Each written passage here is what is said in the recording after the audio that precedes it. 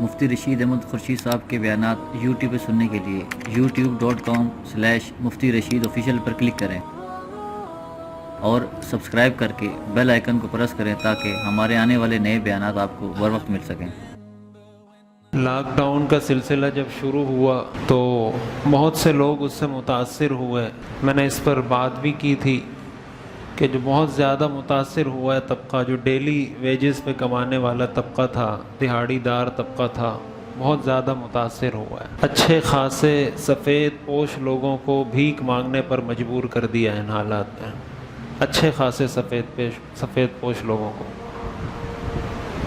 تو پھر کچھ تھوڑا بہت کام ہم نے شروع کیا، سروے شروع کیا، لوگوں کی معلومات حاصل کرنا شروع کی۔ تو اس دوران ایک دو تجربات ہوئے، تو میں نے کہا وہ آپ کے ساتھ شیئر کروں۔ معاشرے کی ایک تصویر، اس لیے کہ میں نے فیلڈ میں کام کیا ہے، گراؤنڈ پہ کام کیا ہے، میں نے لوگوں کے گھر گھر جا کے ان سے ملا ہوں، ان کے حالات سنے ہیں، اور کون اچھا کر رہا ہے، کون برا کر رہا ہے، اور کیا ہو رہا ہے ہمارے معاشرے میں۔ تو جو معاشرے کی ہماری جو تصویر ہے، تو دو طرح کی چیزیں جو میرے سامنے آئی جو بہت زیادہ پریشان، ایک تو بہت اچھی چیز ہے، دوسری بہت پریشان کن ہے۔ وہ یہ کہ ہمارے معاشرے میں جو یتیم بچے ہیں، ہمارے معاشرے میں جو یتیم بچے ہیں بہت زیادہ مظلوم ہیں، بہت زیادہ۔ ایسے ایسے گھروں میں میرا جانا ہوا ہے کہ ان کے پاس نہ افطاری کے کھانے کے لیے کچھ تھا، نہ سحری میں کھانے کے لیے۔ ہم پہلے سنتے تھے، ہم کہتے تھے شاید ایسا ہوتا ہوگا، پتہ نہیں کسی ملک میں یا کسی شہر میں ایسا ہوتا ہوگا۔ کبھی دیکھا نہیں تھا کہ واقعی میں یہ حقیقت ہے، ایسا ہوتا ہے کسی کے گھر میں، یہ دیکھا نہیں تھا میں نے کبھی۔ ایسے لوگوں کے گھر جانا ہوا جو سحری نہ ہونے کی وجہ سے، افطاری نہ ہونے کی وجہ سے روزہ ہی نہیں رکھتے، رکھ ہی نہیں پاتے۔ ایسے لوگوں کو دیکھا جو اپنے یتیم بھتیجوں کا، اپنی بیوہ بھابھی کا لاکھوں روپے دبا کے بیٹھے ہوئے ہیں، یتیم بچوں کے پاس کھانے کے لیے کچھ نہیں ہے، اور وہ دبا کے بیٹھے ہوئے ہیں۔ بدماشی کی وجہ سے گھر سے بھی نکال دی عورت کو کہ جاؤ بھائی تمہارے شوہر کا انتقال ہو گیا ہے، جہاں رہنا ہے رہو، جیسے بچوں کو پالنا ہے پالو۔ نوجوان خواتین، آدمی ان کی حالت دیکھ کر اور پھر یہ سوچتا ہے کہ یار یہ اس معاشرے میں رہنے والے لوگ ہیں، اور اس معاشرے میں ظاہر ہے آپ کسی معاشرے میں رہتے ہیں تو آپ کے آس پڑوس میں بھی کوئی ہوتا ہے۔ بھائی کسی کا انتقال اگر آپ کے پڑوس میں ہوا ہے تو اس کے پڑوس میں کوئی رہتا ہوگا، اس کو پتا ہوگا یار اس کا شوہر مر گیا ہے، اس کا جو ہے نا والد کا انتقال ہو گیا ہے، اس کا کیا ضروریات ہیں، کیا ضروریات نہیں ہیں، اس کے بچوں کی تعلیم کا کیا خرچہ ہے، کیا خرچہ نہیں ہے۔ ایک گھر میرا جانا ہوا، اس نوجوان خاتون، اس کے شوہر کا انتقال ہو گیا، دبئی میں کام کرتا تھا، تو اس کی بیوی کو اس کے جو دیور تھے انہوں نے کہا کہ تمہارے شوہر کا کوئی وہاں پتہ نہیں بہت بڑا پیسہ انشورنس کا یا کسی چیز کا 1 کروڑ روپے اس کو کمپنی نے دینے تھے، جس کمپنی میں وہ کام کرتا تھا۔ تو اس کو کہا کہ آپ ہمیں دستخط کر کے دیں، ہم دبئی جا رہے ہیں، تمہارے 1 کروڑ روپے تمہیں لا کے دے رہے ہیں تاکہ تم پھر اس سے اپنا خرچہ ورچہ بھی چلاؤ، گھر بنا لو، جو بھی کرنا ہے۔ اور اس کے ساتھ بڑا اچھا رویہ، بڑے اچھے اخلاق، بڑا اس کی خاطر مدارات، اس نے سائن کر کے دے دی، پاور آف اٹارنی، کہ ہاں آپ میری طرف سے جائیں اور پیسے لے کر آ جائیں۔ وہ گئے، 1 کروڑ روپے لے کر آئے، اور جیسے ہی 1 کروڑ روپے لے کر آئے اسی وقت کہا بھابھی کو ابھی نکلو گھر سے، بچوں کو کہا نکلو گھر سے۔ ان کا سامان روڈ پہ پھینکا ہے، کوئی ان کو کرائے پہ گھر دینے والا نہیں تھا۔ وہ خاتون مجھے کہنے لگی کہ ایک وقت تھا کہ میں لوگوں کو زکوٰۃ دیا کرتی تھی، میرا شوہر اتنا مالدار تھا، دبئی میں تھا، اتنے پیسے تھے اس کے پاس، اور میرا شوہر مجھے پیسے بھیجتا تھا کہ یہ زکوٰۃ کے پیسے ہیں، یہ صدقے کے پیسے ہیں، تمہارے گھر سے کوئی خالی ہاتھ نہیں جانا چاہیے۔ اور اب میری یہ صورتحال ہے کہ جو ماسیاں میرے گھر میں کام کرتی تھیں، افطاری مجھے وہ ماسیاں لا کر دیتی ہیں۔ جو ماسیاں میری نوکرانیاں تھیں وہ ماسیاں ابھی مجھے افطاری لا کر دیتی ہیں، تو میرے بچے افطاری کرتے ہیں۔ اسی معاشرے میں، اسی سوسائٹی میں اس کا ایک چچا بھی رہتا ہے، دوسرا چچا بھی رہتا ہے، تیسرا چچا بھی رہتا ہے، آدمی حیران ہو جاتا ہے۔ تو یہ جو قرآن کریم میں آتا ہے نا، وَلَا تَقْرَبُوا مَالَ الْيَتِيمِ، یہ بات اچھے طریقے سے یاد رکھیں۔ ان نمازوں سے، ان حجوں سے اور ان ذکر و اذکار سے اللہ نہیں بخشے گا کبھی بھی اگر کسی کا حق دبایا ہوا ہے۔ بڑے بڑے نمازی میں نے دیکھے، بڑے بڑے حاجی دیکھے، شکل سے آپ دیکھو گے تو کہو گے کہ کوئی بہت بڑا بزرگ ہے، حرکتیں دیکھو گے تو آپ بولو گے اس سے بڑا کوئی شیطان نہیں۔ اور ایسے لوگ بھی دیکھے جو آپ کو دکھنے میں ایسے لگیں گے یار یہ تو کوئی ایسے ہی لوفر لفنگا سا ہے، اور ان کا آپ کردار معلوم کریں گے کہ یار یہ اپنے معاشرے کے لوگوں کا کتنا خیال کرتے ہیں، تو آپ حیران ہو جائیں گے کہ یار ایسا آدمی یہ سارے کام کر رہا ہے۔ کہا میرے بچوں کی فیس جمع ہو گئی، وین کی، مدرسے آتے جاتے ہیں، میرے پاس فیس نہیں تھی، وین والا میرے دیور کے پاس گیا کہ بھئی تمہارے بھتیجے ہیں تو آپ اس کی فیس تو دو کم از کم۔ بولا انہوں نے کہا ہمارا ان سے کوئی تعلق نہیں ہے، لینا ہے جا کے اس کی ماں سے لے لو جو بھی لینا ہے تم نے۔ بولا آج اس دن اور آج کا دن 1 سال ہونے والا ہے، اس وین والے نے مجھ سے پھر کرایہ نہیں مانگا۔ بولا اس نے کہا یہ میرا بچہ ہے، میں اس کو لے کے جاؤں گا، میں اس کو لے کر آؤں گا، اس کا کرایہ میں دوں گا۔ ایک طرف کروڑ پتی چچا، اس کو اتنی توفیق نہیں ہو رہی کہ وہ 400-500 ہزار روپے اپنے بھتیجے کی فیس میں دے دے ان 1 کروڑ روپے میں سے جو اس کے دبا کے بیٹھا ہوا ہے، اور ایک طرف وہ غریب وین والا، سوزوکی والا، کہ اس کے بس میں یہ تھا کہ یار یہ یتیم بچہ ہے تو چلو میں اس کو فری میں لاؤں گا، لے جاؤں گا، مجھے ثواب ملتا رہے گا۔ تو یہ غریب سوزوکی والا اور وین والا اللہ کی نظر میں زیادہ محبوب ہے یا کروڑوں کے بنگلے میں رہنے والا اللہ کی نظر میں محبوب ہے؟ اگر وہ کروڑوں کی زکوٰۃ بھی نکالتا ہو اور اس کے بھتیجے کا یہ حال ہو اور اس کی 1 کروڑ روپے کی اماؤنٹ وہ دبا کے بیٹھا ہوا ہو، آپ کیا سمجھتے ہیں اللہ اس کی زکوٰۃ کو قبول کرے گا؟ اسلام نے ہمیں یہ حکم دیا ہے کہ آپ نے زکوٰۃ دینی ہے، آپ نے صدقہ دینا ہے، سب سے پہلے اپنے رشتہ دار کو دیں۔ سب سے پہلا حق آپ کے رشتہ دار کا ہے، آپ کے بھتیجے کا ہے، آپ کے بھانجے کا ہے، آپ کے ماموں کا ہے، خالہ کا ہے، پھوپھی کا ہے، ان کو سب سے پہلے زکوٰۃ دیں۔ ہمارے لوگ دنیا میں بانٹتے پھریں گے، نام و نمود مقصد ہو تو پھر یہی ہوتا ہے نا، پتہ چلے یار اس حاجی صاحب نے 10,000 روپے زکوٰۃ دیے ہیں، اس نے 20,000 دیے ہیں، اس نے 1 لاکھ دیے ہیں، اس نے 2 لاکھ دیے ہیں۔ اپنے رشتہ دار کو نہیں دیں گے، کیوں؟ اس لیے کہ اس کے ساتھ کوئی تعلق اچھا نہیں ہے۔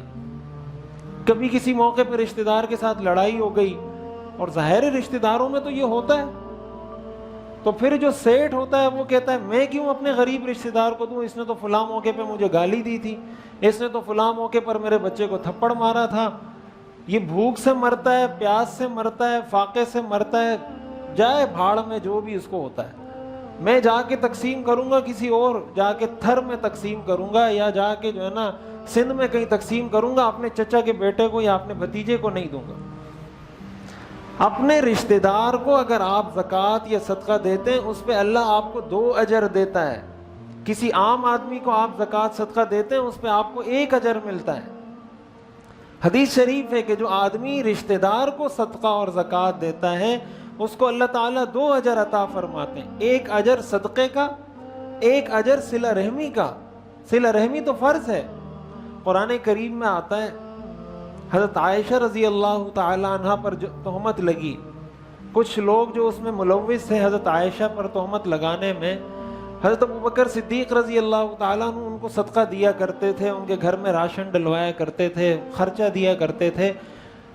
جب حضرت ابوبکر کو پتہ چلا کہ ان لوگوں نے بھی میری بیٹی پر الزام لگایا، انہوں نے قسم کھا لی کہ اللہ کی قسم آج کے بعد میں ان کے ساتھ کوئی تعاون نہیں کروں گا، کہ میں ان کے ساتھ اتنا تعاون کرتا ہوں، آج میری بیٹی پر بات آئی ہے، وہ رسول کی بیوی ہے، تو یہ میری بیٹی پر الزام لگا رہے ہیں۔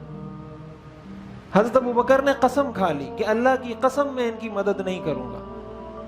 قرآن کریم کی آیات اس پر نازل ہوئی، وَلَا يَأْتَلِ أُولُو الْفَضْلِ مِنْكُمْ وَالسَّعَةِ أَنْ يُؤْتُوا أُولِي الْقُرْبَى وَالْمَسَاكِينَ وَالْمُهَاجِرِينَ فِي سَبِيلِ اللَّهِ أَلَا تُحِبُّونَ أَنْ يَغْفِرَ اللَّهُ لَكُمْ۔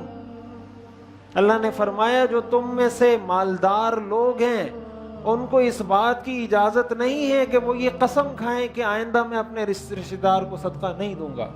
اور آگے اللہ نے فرمایا کیا تمہیں یہ بات پسند نہیں کہ اللہ تمہاری مغفرت کر دے؟ حضرت ابوبکر نے فرمایا مجھے یہ بات پسند ہے کہ اللہ میری مغفرت کر دے، آئندہ اس کی ساری زندگی کا راشن میں اپنے ذمے میں لیتا ہوں۔ یہ قرآن نے ہمیں سکھایا ہے۔ ہمارا دین بہت پیارا دین ہے، بہت تہذیب سکھانے والا دین ہے، انسانیت سکھانے والا دین ہے۔ افسوس کی بات یہ کہ ہم نے اس دین کو پڑھا نہیں، ہم نے اس دین کو سمجھا نہیں، ہم نے اس دین کو پڑھنے سمجھنے کے لیے وقت نکالا نہیں۔ ایک گزارش میری یہ کہ سب سے پہلے اپنے رشتہ داروں میں جو یتیم بچے ہیں، سب سے پہلے جو یتیم بچے ہیں ان کا حال احوال ضرور لیں کہ یہ کس حال میں ہیں، ان کی والدہ کا کیا حال ہے، ان بچوں کا کیا حال ہے، ان کے ساتھ کوئی ظلم تو نہیں کر رہا۔ یعنی ایسے ایسے ظلم کے واقعات، ایسے ایسے ظلم کے واقعات کہ آدمی اس کو بیان نہیں کر سکتا۔ میں جب وہاں گیا ان کے گھر میں، کئی گھروں میں گیا، تو میں واپسی میں آتے ہوئے آدھا پونا گھنٹہ میں روتا رہا، سوچ سوچ کے کہ یار یہ ہو کیا رہا ہے ہمارے معاشرے میں، ایسی صورتحال ہے اور ہم لوگ اسی معاشرے میں رہ رہے ہیں، ہمیں کسی کا کوئی احساس نہیں ہے۔ حدیث شریف میں آتا ہے واللہ لا یؤمن، واللہ لا یؤمن، واللہ لا یؤمن، اللہ کی قسم ایسا شخص مومن نہیں ہے، اللہ کی قسم ایسا شخص مومن نہیں ہے، اللہ کی قسم ایسا شخص مومن نہیں ہے۔ صحابہ نے پوچھا کون؟ آپ نے فرمایا جس کا پڑوسی اس کے شر سے محفوظ نہ ہو۔ 3 مرتبہ قسم کھا کے کہا اللہ کی قسم یہ مومن نہیں ہے۔ حضور علیہ السلام سے سچا کوئی ہو سکتا ہے؟ پھر جب حضور 3 دفعہ اللہ کی قسم کھا لیں، اس کے بعد کوئی شک رہ جاتا ہے اس میں؟ اور یہ بھی حدیث میں آتا ہے کہ اگر کسی محلے میں کوئی شخص بھوکا سوئے اور اس محلے کے لوگوں میں اتنی استطاعت ہو کہ اس کو اس بھوک سے بچا لے، اس پورے محلے سے اللہ اپنا ذمہ اٹھا لیتا ہے کہ میری کوئی ذمہ داری نہیں ہے، پورے محلے سے، پورے علاقے سے۔ تو کہاں سے محلوں میں، علاقوں میں، شہروں میں برکتیں نازل ہوں گی؟ کرونا وائرس ہی آئے گا نا، پھر اللہ کا عذاب ہی آئے گا۔ پھر اگر ہمیں یہ احساس نہیں ہے کہ یار میرے پڑوس میں کون ہے، میرے محلے میں کون ہے، یہ احساس آخر کون پیدا کرے گا؟ حدیث شریف میں آتا ہے حضور علیہ السلام نے ایک یتیم بچے کو دیکھا، وہ رو رہا تھا، اپنے ماں باپ کو یاد کر رہا تھا۔ حضور علیہ السلام نے ان کو گود میں اٹھایا، گھر لے کر گئے اور فرمایا کیا تمہیں یہ بات پسند نہیں کہ میں تمہارا والد بن جاؤں اور عائشہ تمہاری ماں بن جائے؟ اس نے کہا بچے نے مجھے پسند ہے۔ بولا میں آج کے بعد تمہارا والد ہوں، عائشہ تمہاری ماں ہے۔ حضرت عائشہ رضی اللہ تعالیٰ عنہ کی تاریخ، سیرت آپ پڑھیں، وہ یتیموں کی کفالت کیا کرتی تھی، ان کی زندگی کا مستقل یہ ایک چیپٹر ہے کہ انہوں نے یتیموں کی کفالت کی ہے۔ حضور علیہ السلام کی زوجہ مطہرہ ہیں، حضور کی اہلیہ ہیں۔ حدیث میں آتا ہے حضور نے فرمایا انا وکافل الیتیم فی الجنت کہاتین، میں اور یتیم کی کفالت کرنے والا جنت میں ان 2 انگلیوں کے جیسے ہوں گے۔ جتنی یہ 2 انگلیاں قریب ہیں اتنے وہ جنت میں میرا قریب ہوگا جو آدمی یتیم کی کفالت کرتا ہے۔ ہم میں سے ہر آدمی کہتا ہے میں عاشق رسول ہوں اور میں حضور کی رفاقت چاہتا ہوں، حضور کے ساتھ جنت میں رہنا چاہتا ہوں۔ حضور نے بتایا میرے ساتھ جنت میں رہنا چاہتے ہیں تو یہ طریقہ ہے، کسی یتیم کی کفالت کر لو، اور کہیں دور کسی ٹرسٹ کے پاس جانے کی ضرورت نہیں، کسی کے پاس اپنے علاقے میں دیکھیں نا، اپنے آس پاس دیکھیں، اپنے رشتہ داروں میں دیکھیں، کوئی یتیم تو آپ کو مل جائے گا، کوئی یتیم بچہ، کوئی یتیم بچی تو آپ کو مل جائے گی۔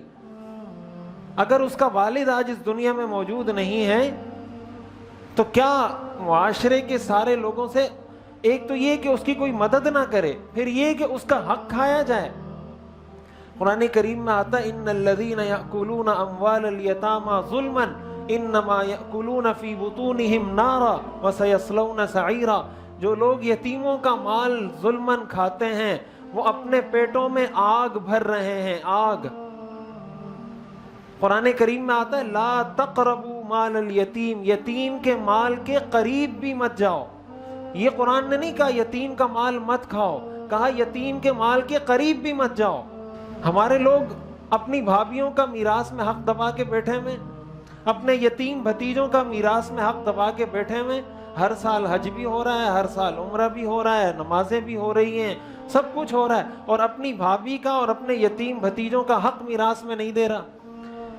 ایسے لوگوں کو مہذب ڈاکو کہا جاتا ہے، مہذب چور، مہذب ڈاکو۔ یہ ڈاکو ہے، یہ چور ہے لیکن مہذب ہے۔ حاجی صاحب ہے، حاجی صاحب کی شکل میں چور اور ڈاکو ہے۔ آپ پہ یہ 10 دفعہ حج اور عمرے کرنا فرض ہے یا بھتیجے کا میراث میں حق دینا فرض ہے؟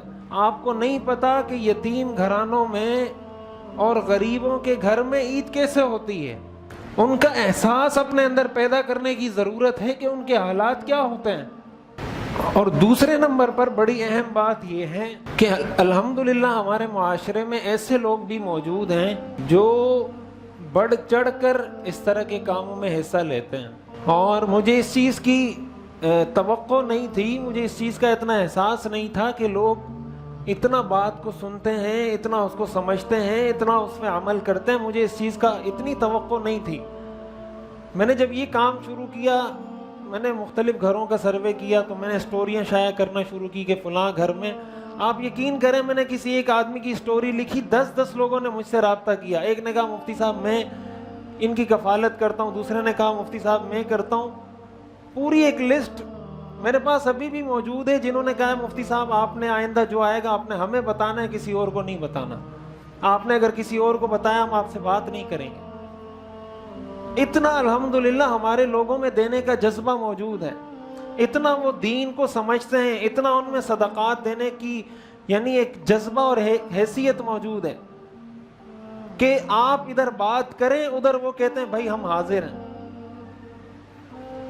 بھائی آپ کے محلے میں کوئی یتیم ہے اور آپ کو اس کا پتہ ہے، آپ اگر کسی محلے کے آدمی سے جا کے بات کریں گے کہ یار میرا پڑوسی ہے وہ یتیم ہے، آپ کو اللہ نے دیا، آپ اس کے ساتھ کوئی تعاون کر لیں، تو آپ کی کوئی عزت کم ہو جائے گی؟ اپنے بچوں کے لیے آپ کیا کچھ نہیں کرتے؟ تو اگر آپ نے اس سے بات کر لی، اس نے کچھ اس میں حصہ ڈال دیا تو آپ کو بھی ثواب ملے گا، اس کو بھی ثواب ملے گا، اور نہیں دے گا تو آپ کو تو ثواب مل گیا۔ اور اگر آپ کی اپنی استطاعت ہے تو خود کر لیں۔ تو یہ بھی الحمدللہ ہمارے معاشرے کی اچھی تصویر ہے کہ الحمدللہ ہمارے معاشرے میں دینے والے لوگ بہت ہیں، لیکن ظاہر ہے ہر آدمی کی مستحق تک رسائی نہیں ہوتی۔ ایک آدمی کہیں بیٹھا ہوا ہے سعودیہ میں، دبئی میں، امریکہ میں، اس کو کیا پتا کہ بھائی کہاں کس گوٹھ میں کیا ہو رہا ہے؟ یہ تو اس شخص کو پتا ہوتا ہے جو رہتا ہے، آپ پڑوس میں رہتے ہیں، محلے میں رہتے ہیں، آپ کو پتا ہے۔ تو اس چیز کا ایک تو اہتمام کریں کہ آپ کے آس پڑوس میں جو عید کی خوشیاں ہیں، جو عید کے جو بھی خوشیوں میں آپ اپنے بچوں کو شریک کرتے ہیں، اپنے آس پاس کے بچوں کو شریک کریں۔ آپ کے بچے اگر 3 10 جوڑے نئے لے رہے ہیں، کسی یتیم بچے کو کم از کم 1 جوڑا دلا دیں۔ کسی یتیم بچے کے سر پہ ہاتھ رکھ سکتے ہیں، حدیث میں آتا ہے یتیم کے سر پہ ہاتھ رکھنے سے جتنے بال آپ کے ہاتھ کے نیچے آتے ہیں اللہ تعالیٰ ان بالوں کے بقدر انسان کی مغفرت فرما دیتے ہیں، اور انسان کے دل میں اللہ نرمی پیدا فرماتے ہیں۔ آج ہمارے دل سخت ہو گئے ہیں، قرآن کریم میں آتا ہے کہ انسان سے کبھی کبھار پتھر بہتر ہو جاتے ہیں، فَهِيَ كَالْحِجَارَةِ أَوْ أَشَدُّ قَسْوَةً، کہ کبھی کبھی انسان پتھر جیسا سخت ہو جاتا ہے یا پتھر سے بھی زیادہ سخت ہو جاتا ہے۔ کیوں؟ وَإِنَّ مِنَ الْحِجَارَةِ لَمَا يَتَفَجَّرُ مِنْهُ الْأَنْهَارُ، اس لیے کہ بعض پتھر ایسے ہیں جس سے کبھی کبھی چشمہ پھوٹ پڑتا ہے۔ وَإِنَّ مِنْهَا لَمَا يَهْبِطُ مِنْ خَشْيَةِ اللَّهِ، بعض پتھر ایسے ہیں جو اللہ کی خوف، اللہ کی خشیت سے لڑک جاتے ہیں۔ انسان کا دل جب سخت ہوتا ہے پھر اس کی آنکھوں سے آنسو نہیں نکلتے، پھر اس کا دل کسی یتیم کے لیے موم نہیں ہوتا، پھر اس کے دل میں کسی غریب کا اس کا احساس پیدا نہیں ہوتا۔ اپنے دل میں اس احساس کو پیدا کریں، اور اگر آپ چاہتے ہیں کہ آپ کے دل میں نرمی پیدا ہو، قساوت کم ہو، سختی دل سے نکلے، کسی یتیم کے سر پہ ہاتھ رکھیں، کسی یتیم کی کفالت کریں۔ ایک تو آپ کے دل کو اللہ نرم کرے گا، دوسرا آپ کو اللہ قیامت کے دن جنت میں حضور کا ساتھی بنا دے گا۔ اور ہمیں کیا چاہیے؟ یہ دنیا سب سے رہ جانی ہے، کوئی کروڑوں کما رہا ہے، کوئی 1 روپیہ بھی نہیں کما رہا، دنیا سب سے بڑے بڑے فرعون آئے، بڑے بڑے غریب آئے، فرعون بھی گیا، غریب بھی گیا، رہا کوئی بھی نہیں ہے۔ اصل کمال یہ کہ کچھ اپنے لیے آگے بھیج دیں۔ حدیث میں آتا ہے انسان کہتا ہے مالی مالی، میرا مال میرا مال۔ حضور نے فرمایا لیس لک من مالک الا ما اکلت فافنیت، تیرا مال وہ ہے جو تو نے کھایا ختم کر دیا۔ ما لبست فابلیت، تیرا مال وہ ہے جو تو نے پہنا پرانا کر دیا۔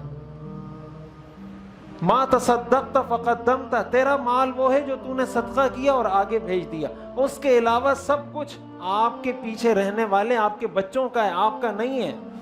آپ کا مال وہ ہے جو آپ نے کھایا پیا خرچ کیا صدقہ کر دیا، بس۔ اس کے علاوہ جو کچھ ہے وہ آپ کے ورثہ کا ہے، آپ کا نہیں ہے۔ ایسے بھی لوگ ہم نے دیکھے ہیں، پیسے جمع کرتے رہے، باپ چلا گیا، پھر بچے جمع کرتے رہے، نہ اپنے پہ خرچ کیا نہ کسی اور پہ خرچ کیا، وہ جمع کرتے رہے، وہ بھی چلے گئے، پھر ان کے بچے آئے، وہ جمع کرتے رہے، کیا کرنا ہے ان پیسوں؟ ہار بنا کے ڈالیں گے گلوں میں، یا قبر میں جب دفن ہوں گے تو قبر میں اس کی اپنے ساتھ جو ہے نا کوئی تختیاں لگائیں گے پیسوں کی۔ اور پھر حلال مال ہے تو ٹھیک ہے، وہ بھی اگر حرام کا ہے، کسی یتیم کا حق دبایا ہوا ہے، کسی غریب کا حق دبایا ہوا ہے، کسی بھائی کا حق دبایا ہوا ہے، اور اس پہ آپ جو ہے نا جناب نفلی حج بھی کر رہے ہیں، نفلی عمرے بھی کر رہے ہیں، اور آپ نیک بھی بنے ہوئے ہیں، اور آپ کو اس چیز کا احساس ہی نہیں کہ ہر میں کسی کا حق دبا کے بیٹھا ہوں۔ قیامت کے دن یہ بات یاد رکھیں، حدیث میں آتا ہے، حضور نے پوچھا صحابہ سے مفلس کون ہے؟ صحابہ نے فرمایا مفلس وہ ہے جس کے پاس پیسے نہ ہو۔ حضور نے فرمایا نہیں، میری امت کا مفلس وہ ہے جو قیامت کے دن، یہ صحیح حدیث ہے، جو قیامت کے دن آئے گا اور اس کے پاس نیکیوں کے پہاڑ ہوں گے، لیکن کسی کو گالی دی ہوگی، کسی کو تھپڑ مارا ہوگا، کسی کے بارے میں بدگمانی کی ہوگی، کسی کے ساتھ بغض رکھا ہوگا، کسی کا حق دبایا ہوگا۔ ایک آئے گا کہے گا یا اللہ اس نے مجھے تھپڑ مارا تھا، دوسرا آئے گا کہے گا یا اللہ اس نے میرا مال دبایا تھا، تیسرا آئے گا کہے گا یا اللہ اس نے میری غیبت کی تھی، وغیرہ وغیرہ جو بھی حقوق العباد ہیں۔ حدیث میں آتا ہے اللہ تعالیٰ فرمائیں گے اس کی یہ نیکیاں تم لے لو، اس کی یہ نیکیاں تم لے لو، اس کی یہ نیکیاں تم لے لو۔ ایک موقع ایسا آئے گا کہ اس کی ساری نیکیاں ختم اور حقوق ابھی بھی باقی ہیں۔ ایک پھر آئے گا کہ یا اللہ اس کی تو نیکیاں ختم ہو گئی، میرا تو حق باقی ہے۔ اللہ فرمائیں گے ایسا کرو جو تمہارے گناہ ہیں وہ سارے اس پہ ڈال دو۔ دوسرا آئے گا کہ یا اللہ میرے تو ابھی حق باقی ہے، اللہ فرمائیں گے جو تمہارا حق ہے وہ اس پہ ڈال دو۔ حدیث میں آتا ہے کہ منہ کے بل گھسیٹتے ہوئے اس کو جہنم میں ڈال دیا جائے گا۔ 20 عمرے کرنے والا، 40 حج کرنے والا، منہ کے بل جہنم میں گرا دیا جائے گا اگر بندوں کے حقوق ادا نہیں کیے۔ یہ چیزیں کام نہیں آئیں گی۔ ہمارا دین کوئی مذاق نہیں ہے، کوئی فلسفہ نہیں ہے، کوئی رسم رواج کا مذہب نہیں ہے، حقیقی دین ہے۔ ہمارا ایمان ہے عقیدہ آخرت پر۔ اس لیے اپنے آس پاس لوگوں کا خیال کریں، کم از کم درجے میں یہ کریں، اگر کسی کا حق دبایا ہوا ہے، کسی پڑوسی کا، بھائی کا، بالخصوص کسی یتیم بچے کا، کسی بیوہ کا، عزم کریں کہ میں ابھی 2 روٹیاں کھاتا تھا، آج کے بعد 1 روٹی کھاؤں گا، لیکن یہ حق میں نے دینا ہے۔ میں عید پہ 4 جوڑے سلواتا تھا، 1 جوڑا سلواؤں گا، لیکن یہ حق میں نے ادا کرنا ہے۔ یہ باتیں قیامت کے دن اگر سمجھ میں آئیں اور پھر کوئی کہے کہ یار مولوی صاحب صحیح کہتا تھا، کاش اس وقت سمجھ جاتے، اس وقت پھر کوئی فائدہ نہیں ہوگا۔ اللہ تعالی ہمیں سمجھنے اور عمل کرنے کی توفیق عطا فرمائے۔